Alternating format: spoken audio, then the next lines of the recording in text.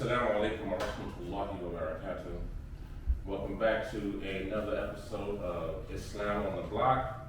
I am Abu Zaire. We have our brother Abu Amir, and we have another guest here, Shakur, one of the young brothers from National Movement who actually grew up in the community. I mean, we've been seeing this young brother grow from then to being an upstanding young man who could probably take both of us. Not yet. Not yet. So, in the previous episode that we've had, we've talked about, in general, the transition of the brothers from their life pre-Islam to actually going in, but we just kind of glazed over it. So today we want to go more in depth, more of an interview style, and ask some specific questions, starting with the brother, and then inshallah, if time permits, we're going to transition over to Shakur. So with that, the first thing I want to ask you is to give us just a brief overview of your life before Islam. Even, you can either maybe start as a child, how you transition. And for the people, this is one of the very well-known Muslim brothers in the city. I've traveled all over with him, and I don't think we ever go anywhere except that somebody knows him. Alhamdulillah. So, I would like you to start off, maybe early to mid-childhood and how you transition, in terms of your life and your family, and then the activities that you were involved in that led to a major event in your life that I'll let you tell the people. And then, let's go from there. Assalamu alaikum wa rahmatullahi wa barakatuh. First of all, I'm going to do a little disclaimer in that I asked some of the brothers, Talib al-Ilm, and some of the scholars about historic events in the event that they're beneficial for the people that are around you. In that, I got a lot of positive response, and this is the disclaimer to say that up until this point of my life, my past events, I have not even spoken about them to my family, meaning my wives and my children. Recently, about a year and a half ago, told my older children that I had been incarcerated for some time. Their response was that they laughed at me. They thought I was joking. They said, "Oh, I'll be shut up. You're just playing. That's not you." So I'm saying that to say that none of this speech is for the glorification of these actions, because for 35 years now, since I've been Muslim, I haven't talked about these affairs because of the understanding that there is nothing glorious about any type of criminal activity and any type of disobedience to Allah subhanahu wa ta'ala. That's first and foremost. And this, it must be understood, that if you go through some things and Allah subhanahu wa ta'ala allows you to live through it, then it's an experience that you're supposed to use for your benefit, and maybe the benefit of your family, and maybe the benefit of those people in your community and those people around you. So this is the purpose of this only. But anyway, being born and raised here in Los Angeles, I was actually born while my parents lived on 11th Avenue in Normandy. And we stayed in a one-bedroom apartment. My father just got a job for the post office in which he was making $1.25 an hour. We thought that was something that was good at that time. So my parents were such that they actually let me, have my crib and things in the one bedroom, and they slept in a fold-out bed in the living room. A few years later, my sister came, and then we moved over here to 48th and 4th Avenue, a couple of blocks from Crenshaw High School. So this was my childhood.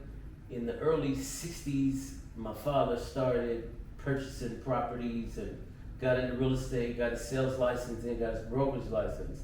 So the path that I took was not because there was not multiple opportunities for me to do good, for me to go to college as my siblings did. It wasn't because of that. It was because I chose that, be it for whatever reason may be. A lot of it was because in the 60s, it was just all about black power, black movement, you know, non-white, non-Arab, non-this. That's just what it was about. It was about being strong. And in those days, it was not like today. I came home, I never forget, in elementary school, and the guy kept beating me up. So I'm crying to my mother. So she tells me, she said, let me explain something to you. She said, if you come in here crying tomorrow, you ain't gonna have to worry about him. Cause I'm gonna beat your ass. Yes. Just straight like that. You know. So the next day, of course I was scared. But that was the day, you know, that I had to start putting my face on as to whether I was gonna be a punk, or whether I was gonna be a man, or whether I was gonna stand up for myself. So me being more fearful of my own mother than this cat, Right. I dropped my books, gave it everything I had. Square it up. I squared up. Needless to say, I didn't win the fight. But he never bothered me again. I never had that problem again. So, yeah, coming up in the 60s, especially as a young boy, was much different than it is today because, you know, the youngsters nowadays, they walk around with a chip on their shoulder, they walk around thinking I'm tough, or, you know, I have an earring, or I have, you know, some fancy clothes or some fancy shoes. And in my day, they're gonna beat you down and take it. Now what you gonna do? They're gonna beat you down and take it. And the next day you come, they're gonna beat you down and take it. Yeah. And the next day you come, and that's just how it is. You can't, there was no such thing back then as you claiming to be tough, but nobody tested. Nobody tested. No, you gonna fight almost everybody on the block. And they gonna see what your position is on the block. Yeah.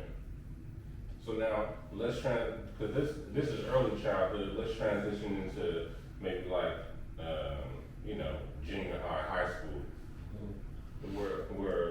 where you, because of your parents and you know they by that time they're well to do. There's no more 11th Ave, No more. No more. Okay, so Yeah. so at this point, you know, I'm sure that their expectations of you were the typical black middle class expectations of college. You know, of course, high school, mandatory, Sports. college, sport. You know, those types of activities that you know that they divert your attention away from the street life like that. I guess what I'm trying to say is that at this point, due to the socio-economic status, you guys have made a change, transition upward. No. So I would imagine that it would be expected that, you know, the lifestyle that you would later transition to was something that was shunned and wasn't, you know, it was totally outside of the realm of possibility in their mind. Is that correct? 100%, 100%. So the circumstances were as such. By my father getting into real estate, one of the first properties he bought in the late 60s was on Adams and Hillcrest, one block from West Boulevard. Yeah. So we got the West Boulevard Crips, right? After, because even when I was young, after we finished working or painting or cutting the grass, I'm like, Pops, you know, I'm gonna roam today. I'm gonna play some flag football or tag or something with the brothers around the corner. So I go around the corner and I kick it with them. So many of their parents and relatives at some point in time had lived in one of my father's buildings. So initially, maybe the first month or couple of months, you know, they kind of picking on me and testing me and, you know, same thing. So, you know, I had to stand up, I had to fight back. When I come around the corner back to my pops, I had to have a straight face. No doubt about it. So, but this got me like to be known by them. But But the whole time I never had any serious affiliation with gangbanging, as in putting in work on like that. Yeah. And it's one of the benefits of having the parents that I had, that whatever I did was always going to be centered around money. I didn't believe in nonprofit organizations, so to speak.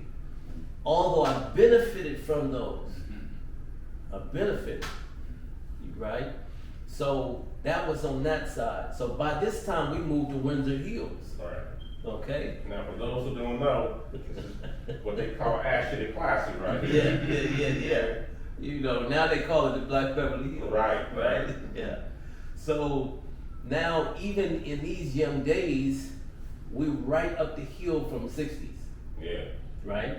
And that's the dynamic of LA, right? You know, you can literally cross a few blocks and, you know, like where we are right now, our location, we are in Windsor Hills right now. If we just go 5 blocks, 5 blocks. we are right down the street from where Nipsey Hussle was murdered. Right down the street. Not even 3 minutes. Yeah. And so, you know, to give everyone an idea, I mean, the homes that are behind us, these are $1 million homes without a doubt. Multi-million-dollar homes, yeah. Yes.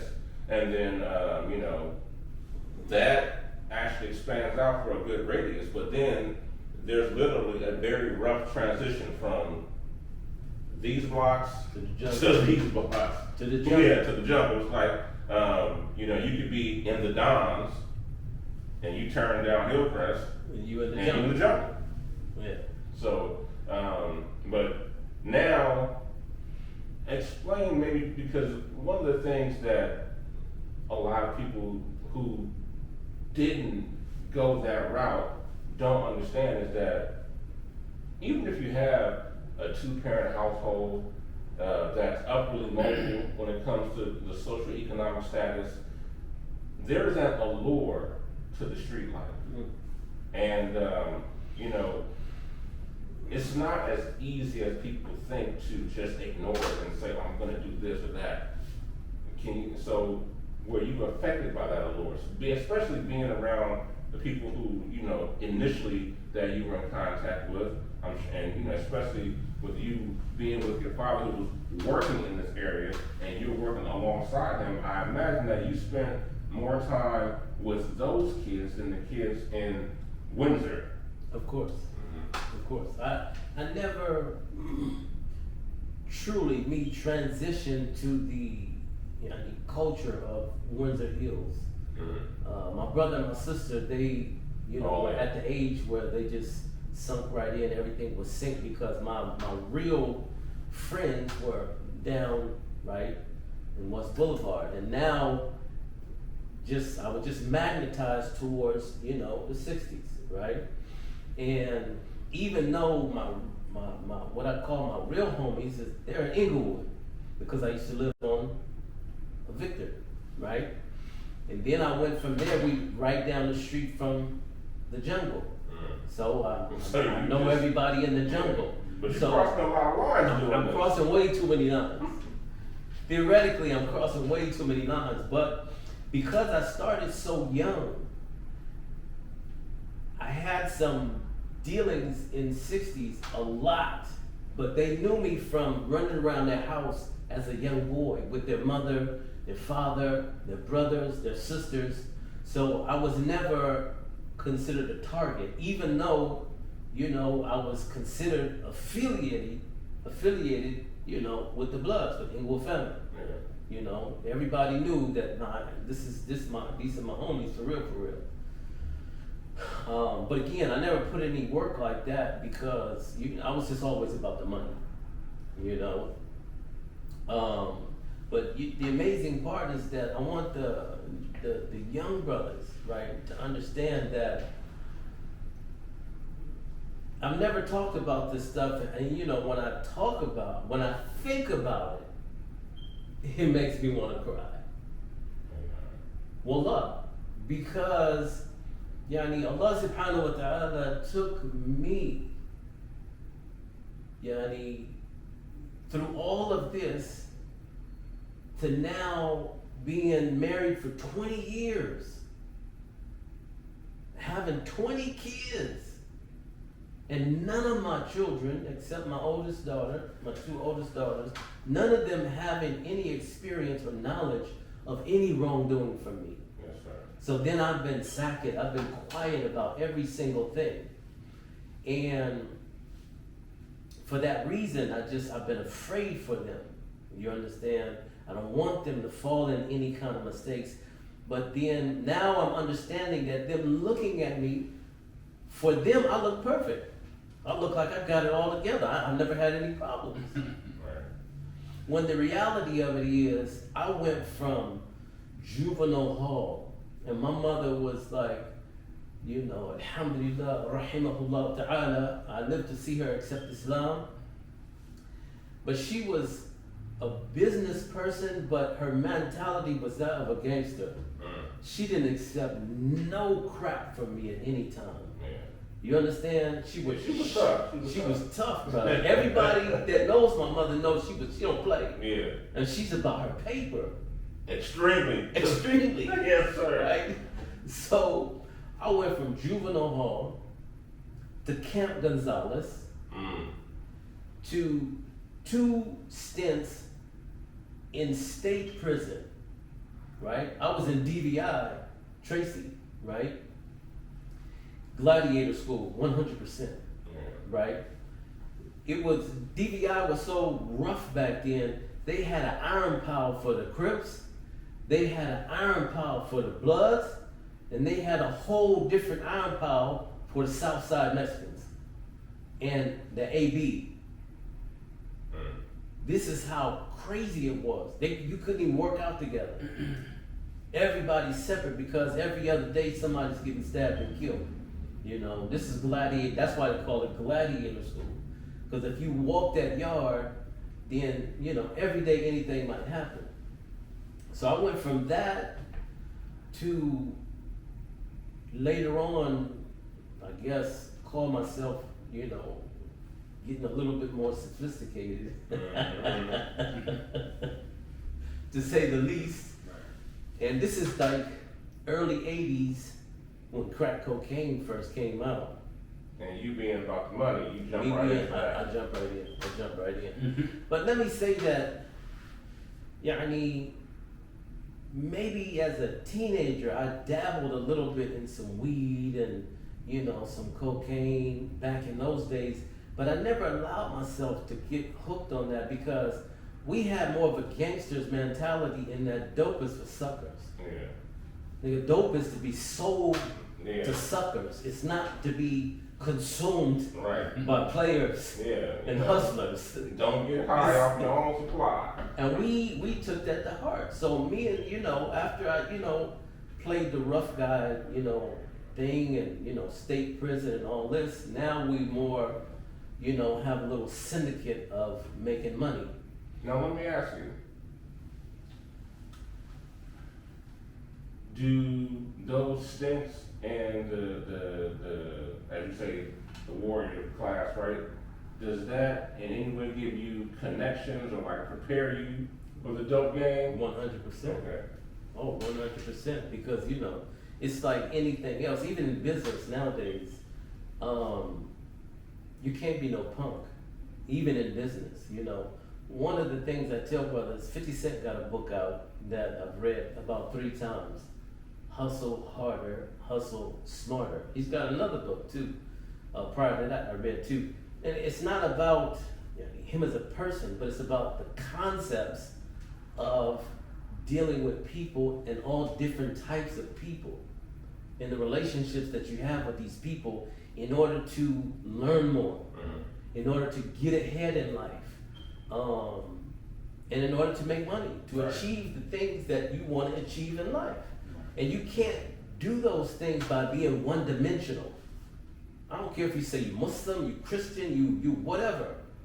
You know, you have to, even in those realms, you can't basically stay in one place. You study with this sheikh, then you go study with another sheikh, then you go study with another sheikh, then you travel here, then you do this. This rounds out your knowledge your balance, yani, and it also gives you some experience, Right. some wisdom. You understand? You have to have these things in order to be successful at any given thing, not just one thing, but anything. So, you know, and in my life, I had in my brain that the only thing that I really fear is being a coward, and that's in business. That's in life. That's in my relationship. I stayed married for 20 years because I don't want to be a failure at anything Right. that I do. You know, my kids, like, yani, after Islam, belief in Allah subhanahu wa ta'ala and His Prophet, there's nothing that's more important to me than my wives and my children. Period, point blank. Yes. Now, me having known you for, man, it's been 20 years now, huh? Over that. Yeah. More than that. Yeah, because, man, you know, one thing that I was always curious about, or even like, you know, when and this is just touching on the fact that, you know, we did used to always kind of, you know, give it to you about being so diplomatic, you know, No. and, you know, because there were times where, you know, we thought that you should be, you know, one way, and then, you know, so, but as we, you know, you've been, you know, a little older than me, So little. a little bit, you know. Thank you. No, but, you know, me being around you, I learned a lot from you, you know, alhamdulillah. You know, just that age gap was like, when I remember when you first introduced me to Abu Jack, for example, right? And, you know, I was intimidated. And rahmatullah ta'ala alayhi. I was intimidated because, you know, he was, when you didn't know him, he just had this aura about him. Like, he was very serious. But I remember that day on the porch, you introduced me to him, and then you guys were gonna go somewhere, and I was gonna leave. But you insisted that I came. You know, see, and of course, you know, I always appreciated that because, you know, that was actually the door that opened to me to have my own relationship with the chef. But that was, you know, going back to you know, your coming up, the drug game. You were kind of known around these places, you know. I mean, like, even, you know, when meeting people who were, they knew you in that. They knew about the Porsche thing, you know. I mean, so like, you were one of the people that were really doing it. Because, you know, a lot of people, they talk about, like, oh, you know, they put a lot of extra on it. And then, you know, and it's funny because throughout the whole time, like, the details that I'm hearing you say now, even knowing this brother for 20 plus years, some of this I've never heard. I never knew that he went to the state pen at all, you know. So, but can you not necessarily give us the details on you know, the events that led up to, you know, you transitioning to a, let's just say, graduate school? Yes. Okay. No, you know, Allah subhanahu wa ta'ala is yani, the all-knower of things, and yani, He guides whom He pleases. It's just as simple as that. Coming out of state prison, and, you know, getting into that lifestyle, what the state prison taught me was how to be around those type of people, but not actually become one of them. This is so key. You have thinkers in life, and then you have people that just follow. They just jump on bandwagons, and so, you know, it's like right now today, I've been in prison 15 years of my life. I ain't got one tattoo on my body. Because in my brain, I'm knowing that, yani, if Allah let me live through this is not going to be the end of me. I'm not subscribing to this. I'm not taking that. So even from state prison, though I have to walk a certain kind of walk and I have to talk a certain kind of talk, I'm not allowing that talk to overcome me and me to become that talk. So I'm practicing how to speak properly, right? And I'm also practicing how to speak like my people. That came kind of natural as I grew up in it, but now I'm trying to. You know, you going from hood to hood to hood. Exactly. You know. Exactly. So you learn the people, you learn the language, you know, you learn the mannerisms of all these people. And as I said, you know, I'm doing business with people in the jungle, you know, on a wholesale level. I'm doing business here in 60 Hood on a wholesale level. And, you know, at no time do I become open season. Why? Because I go to the shot callers in 60 Hood and I ask them what you need. I got you. I go to the block in the jungle. I go to the shot callers. What's up, homie? You know, I got it. What you need? Yeah. I'm not going around the people that count. I'm dealing with the people that count. I go to the bottoms in Inglewood. To the bottoms. Car wash back then, right? So, me and the homies, you know, we hanging out, but I go to the people that actually run that hood. I develop a relationship with the people that run the hood. I don't come and try to run the hood. You understand what I'm saying? So for me, my diplomacy came in me thinking about how to get money and how to stay out of the way. You understand? Because I just want the money. I don't want to kill nobody. Right. And I don't want to be killed. You follow me? So, you know, like I said, all the time, it's just trying your best to think your way through things so that you don't become a victim, you know, in any kind of way, and never making excuses for yourself. No. Okay, so now, eventually, you know, you being a plug lands you in the feds. Yes. Okay, so now,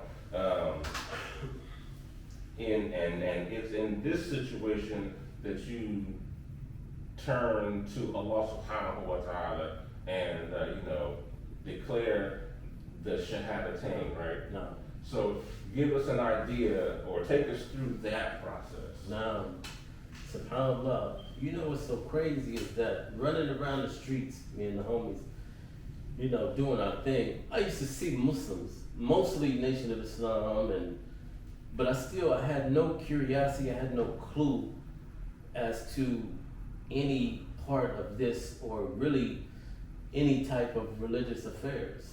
So, you know, the game got so bad that, you know, I started off, I didn't mention that early on, I started off at the bottom. I started off curve serving. If any, I'm sure some old heads understand that terminology, curve serving, where you stand on the block, Yeah. you know, and you handing out rocks. That's how I Hand started. with it. That's how I started, right? Yeah. But it didn't take me long to get off the block. But needless to say, so now coming to the point in the mid 80s, the feds, the epidemic is so bad that the feds come in. And now, you know, the homies is running around in Porsches and Vets and Benz and Rolls Royce, and we got hundreds of thousands and millions of dollars. So when the feds come in, they don't really do any work. It's all about snitching. Somebody tells on somebody, tells on somebody. So needless to say, eventually somebody told on me. So they catch me. I don't have no drugs on me. I don't have nothing, no guns. Alhamdulillah, it's a miracle that I didn't have a gun. But Allah was looking out for me.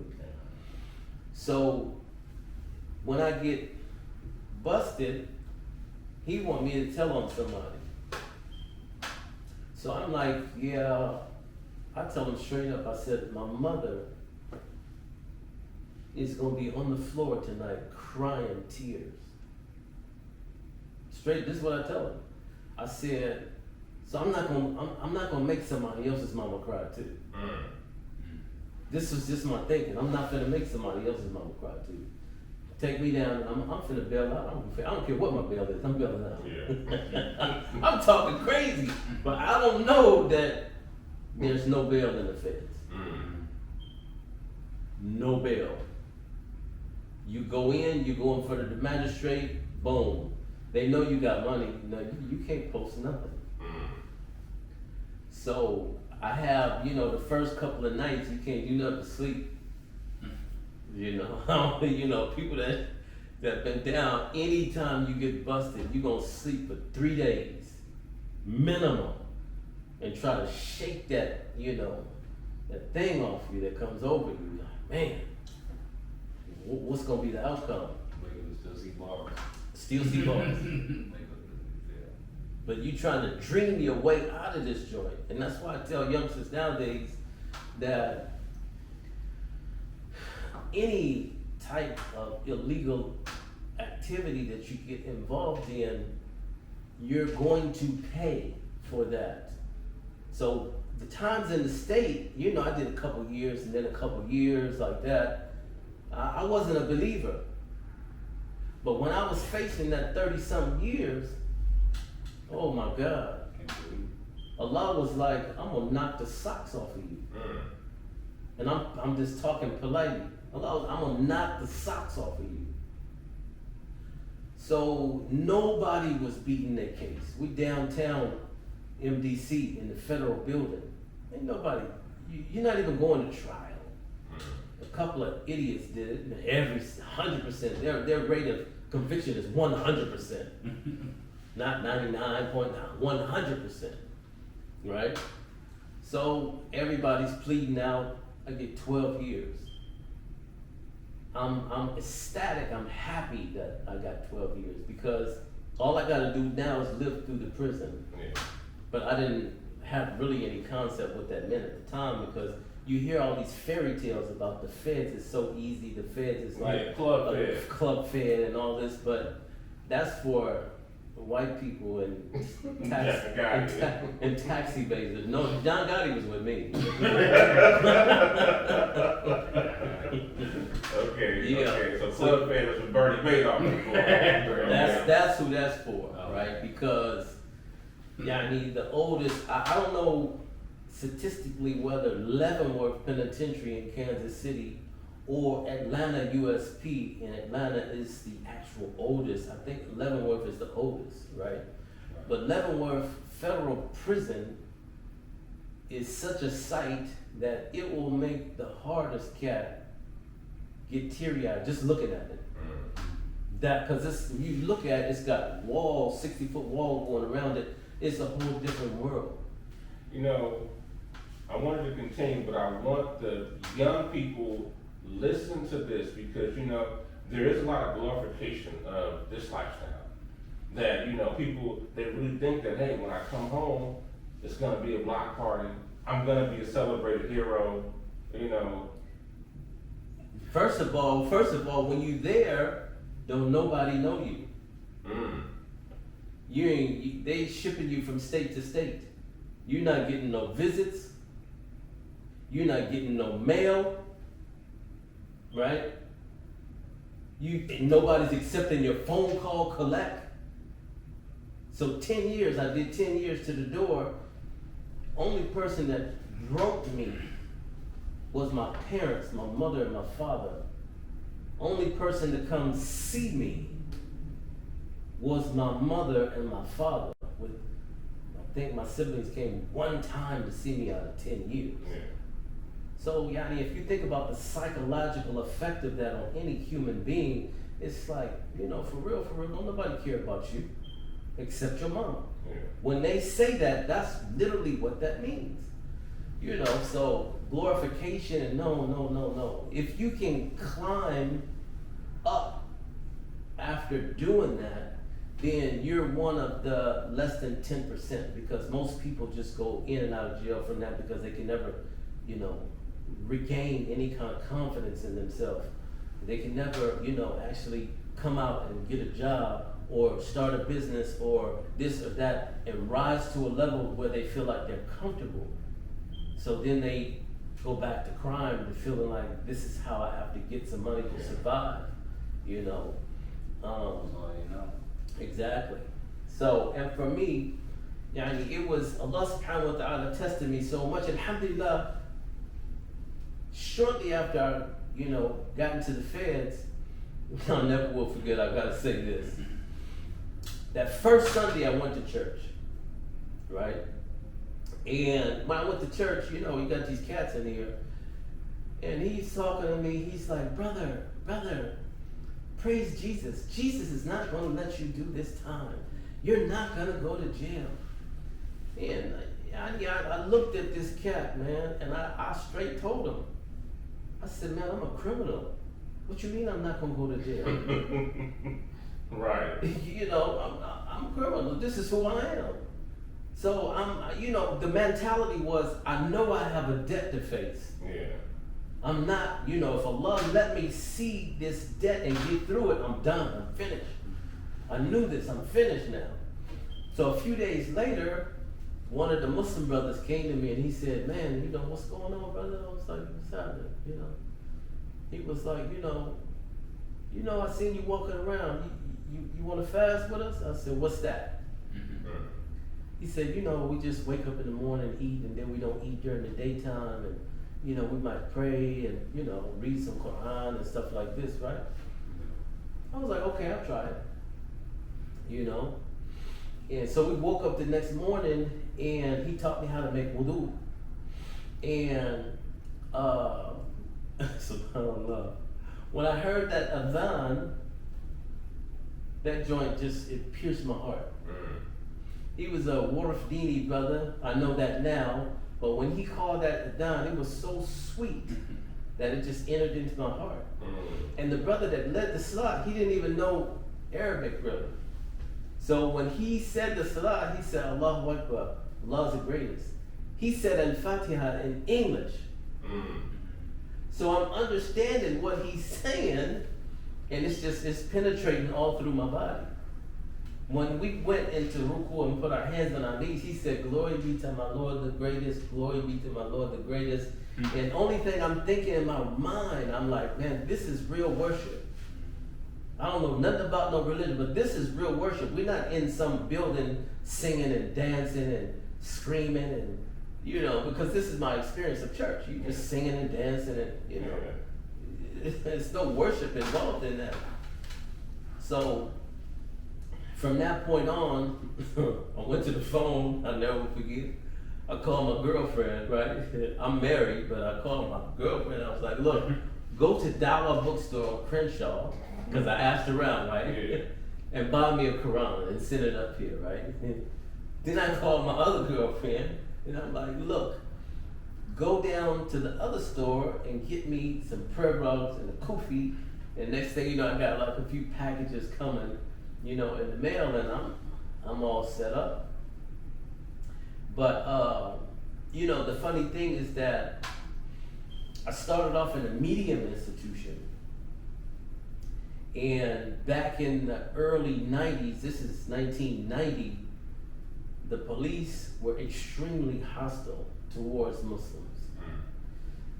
So we got into a physical fight with the police. And when we say the police, you mean the COs? Yes, the COs inside. So we got into a physical fight, and by me being the imam at that particular time. Now hold on.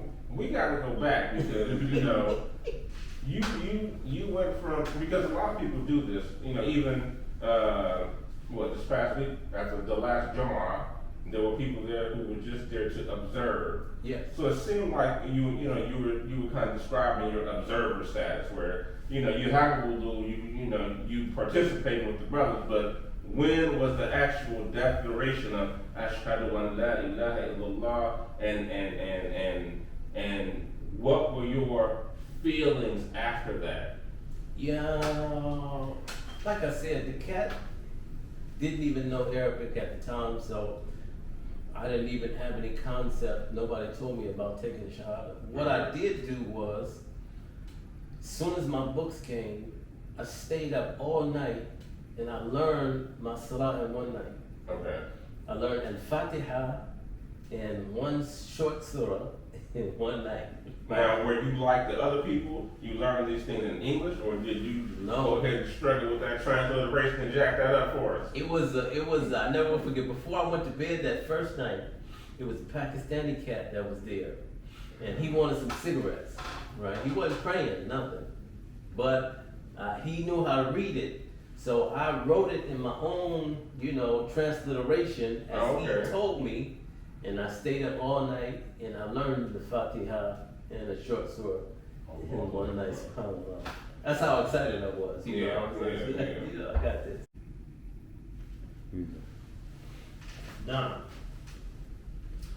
so from that incident with the officers inside, they sent me to Marion, Illinois.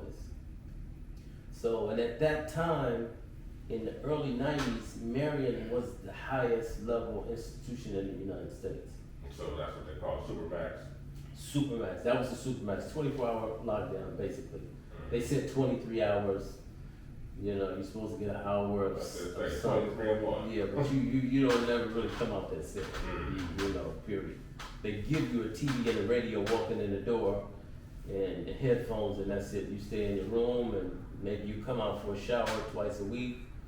If nobody gets killed or stabbed in 3 weeks, maybe you go to the yard once a month, maybe like this.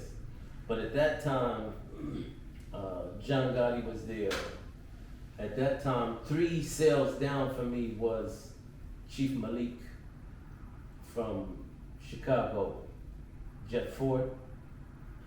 Next door to me was, what was his name? Anyway, he was second for the Mexican Mafia, right? And then on our block was Big Al, the white boy, right? AB. Oh, yeah, okay. Cats, it's like crazy because you think you tough and okay, you work out or you big or you. This white boy was so big, right? And he got 4 life sentences. So he kind of on the business. It was only, on our whole block, it was only 2 people, me and one other person, that actually had a date. But we don't talk about it. Nobody talks about it. Everybody is known to just be a lifer, period. Never talk about going home, But this white boy was so big and he had so many bodies, if he come up to you, kind of slobber in your face and call you a nigger, the average cat in there, he ain't finna do nothing. That's real talk. Nothing. He gonna laugh it off. Man, quit playing, Big Al. You know what I'm saying? This man, come on, man, what's up? Why you tripping? Just like that. Because he got 4 life sentences, so it's gonna be, who gonna die? Yeah. But somebody gonna die. Yeah. And this is real talk, But alhamdulillah, Chief Malik, he's Muslim. So we developed a relationship and everything was good, for that time. And then when I left there, I went to Leavenworth, prison.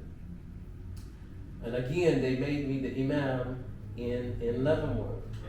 So that diplomacy was like, anything happens there, and everybody's coming up to you and asking you, should we kill him?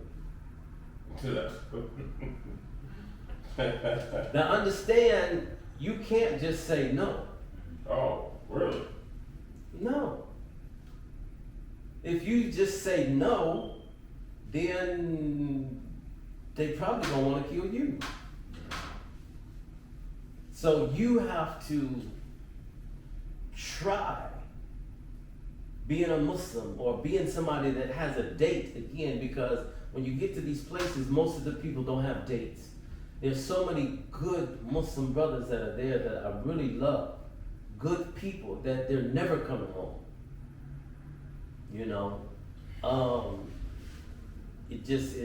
It makes me want to cry because people just get caught up. And some of those people, only some, not the majority, only some just got caught up. Yes. you know, and they got 2 life sentences out of just getting caught up. Not really bad people. They don't have no bodies from drugs or, you know, what they call intercommerce, taking stuff over state lines and stuff like that. Continuing criminal enterprise. It's a life sentence, Yeah. you know. So when people get ready to get on airplanes and take rides, and they need to understand what is the penalty for this crime before they try to embark on it. But yeah, after, you know, living through that, yani Allah subhanahu wa ta'ala allowed me to be released, and this is the part that is so important, right? It's so important. So I'm coming home, and I know I don't really have a skill. I know I can't go and apply for somebody's job. Yeah. So consequently, prior to getting out, I run across this white boy Bill, and he was a millionaire. So I asked him, how'd he get rich? We used to walk the yard together, you know? And he said, man, you know, when I got out of college, he said, my parents gave me a couple of dollars.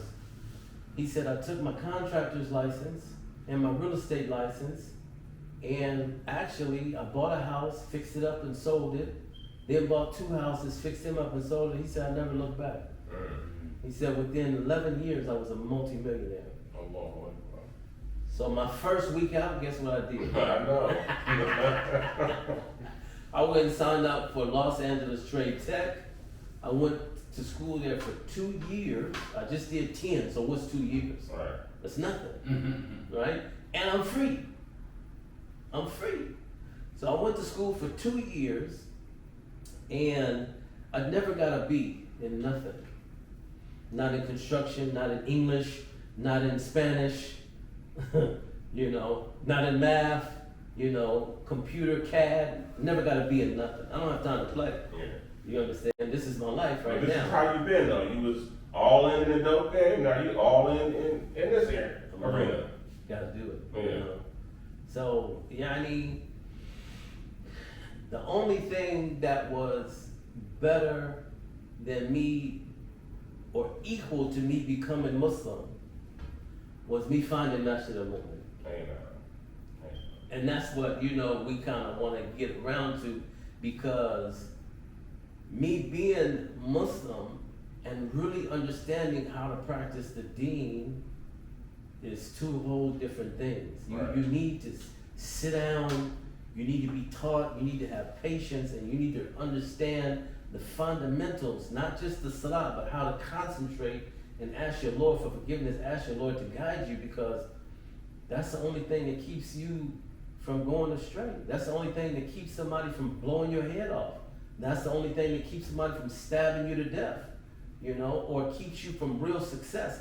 But you have to understand, Allah knows when you have ikhlas. Allah knows when you have sincerity.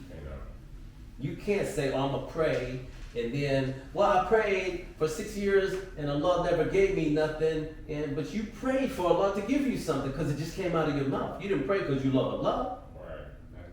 It just came out your mouth. You prayed because you thought Allah was going to give. Allah don't owe you nothing.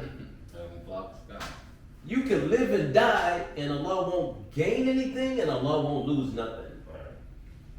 So unless you approach anything that you do with sincerity, there's no success for you. You know, if you're not all in for that, you believe in that. You know, so it's just the same, you know, it's when you get married, you all in. When you have a child, you all in with that. It's like what Imam Shafi'i rahimahullah said, that all these issues always return back to that hadith. إِنَّمَا الْأَعْمَالُ بِالنِّيَّاتِ. إِنَّمَا الْأَعْمَالُ بِالنِّيَّاتِ. So now, we don't want to give the impression that, and so now you're out and you're studying and you know, you have a goal, right? But we don't want, for the people, we don't want to make it seem like it was all just, okay, you got home, you hit the ground running, No. and it was happily ever after, because I remember the Raggedy Van.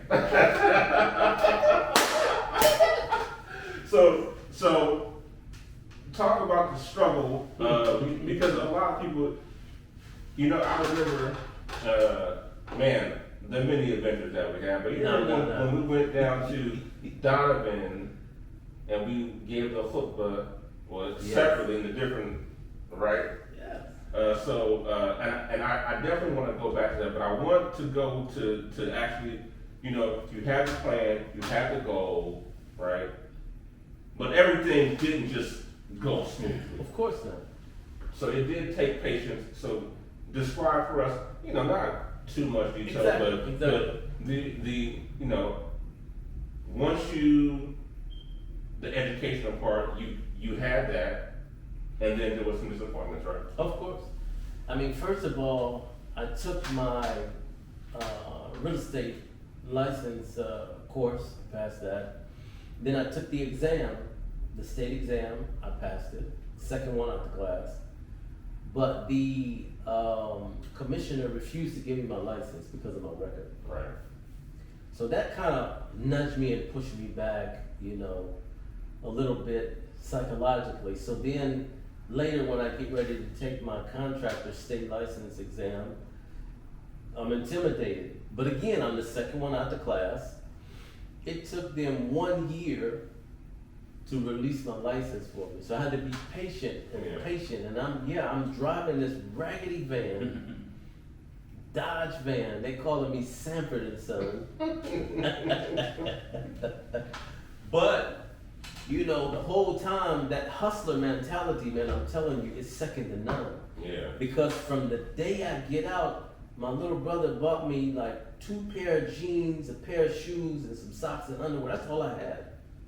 You know, my mom's, like I said, she's a gangster. She's not treating me like She don't play. no. She's like, yeah, make your way. Yeah. You You got understand yourself what I'm in this. Oh mom, I signed up for school. Yeah, good for you. Get on the bus and get to school. Right. So that's what I did until I got me a little bucket.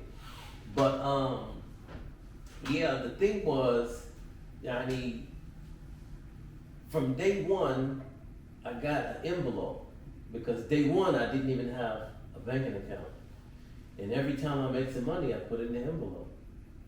And then when I get my banking account, every time I get paid, I'm saving. So I drove that raggedy van until, and even at that time, I didn't even understand that interest was held. Mhm.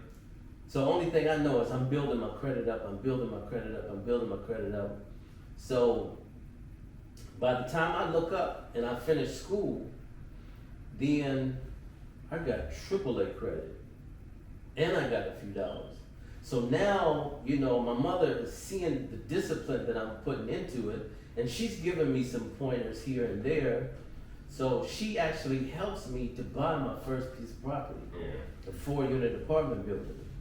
And the people that get on TV and talk about, oh, buy property for no money down, da da da da. It's true. Oh, really? Oh, I did it. I was waiting for you to say they're charlatans. I know it. No. Mm. I did it, you know. She hooked me up, application, showed me how to fill everything out for the first time, and attached all the information to it.